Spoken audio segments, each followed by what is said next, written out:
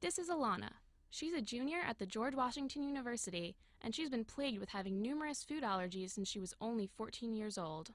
I'm allergic to basically every food. I'm allergic to peanuts, walnuts, all nuts, pistachios, almonds, everything. I'm allergic to soy, tomatoes, sometimes eggs, depending on how many I have in a week, sometimes dairy, depending on how much is in a certain thing. So I'm basically allergic to everything.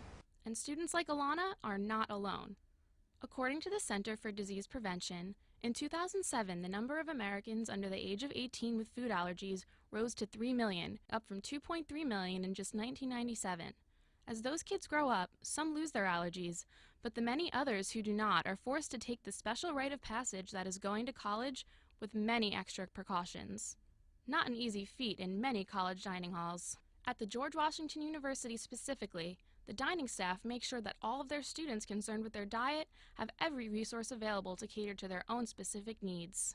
Hi, my name is Lee Riley, and I am a nutritionist, and I specialize in young adults as they specifically come into college and university life, and I help educate them on taking care of themselves and their dietary needs. Many campuses today offer free nutritionist counseling for students with food allergies so that they can make smart decisions while eating here on campus. And if their specific dining hall doesn't offer those, doesn't cater to their needs, there are always alternatives in other facilities that will help provide them with the nutrients and nutrition that they need. Freshmen entering college with food allergies not only have the pressure of moving away from home, making new friends, living in a totally unfamiliar residence, going to classes and lecture halls, and finding their way around campus, but also dealing with the fact that it is up to them to make sure every piece of food they put in their mouth is safe to eat. There are many resources available for college students today. Many dining facilities post the nutritional information in each of their groups to show the full menu so a student can be fully educated before making their dining choices. The one really great thing about GW was when I first came here freshman year, I was able to, they gave me the option to meet with dining services just to kind of discuss like what allergies I had and what I was like deathly allergic to compared to like what I could live with as long as I didn't eat it. And I obviously wasn't going to mess everything up for every student at GW, so I kind of just said I was able to eat everything.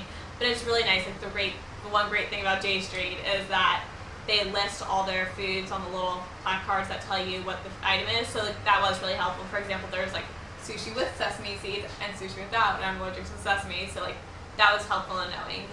Although Alana has found herself very happy with the dining services at GW, when she came to school, she always made sure to take her own precautions.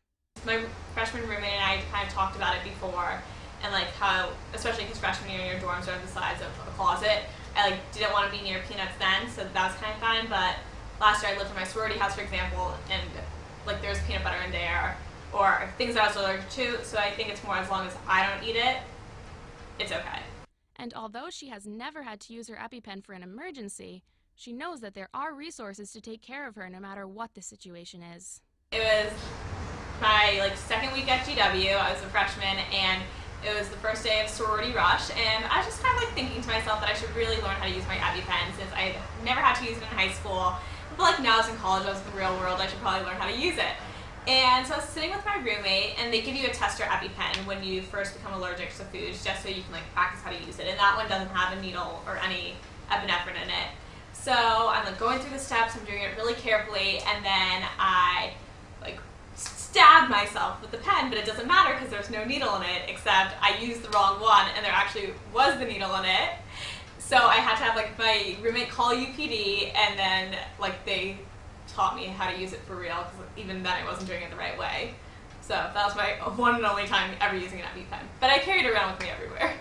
Although living in college with food allergies can be a challenge, it can be especially helpful to be in a city like Washington, D.C. to feel even more assured that you will not go hungry.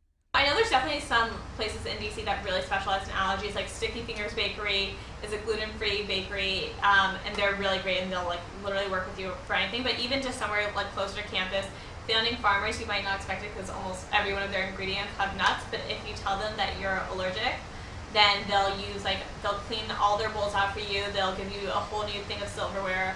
Like it's just a whole new process that they have for people who are nut-free. And also at Chopped, if you tell them that you have nut allergies, they'll use like brand new like chopping boards and knives that they have just for that they reserve for nut-free people. So like there definitely are things around DC, and that's one of the great things about being in a urban setting for college is that there are people that are aware of all these food allergies, because it is something that's really important that not many people think of. You don't think of, oh, if this knife, we already washed it, but still contains like a trace of peanut butter, how it can affect someone.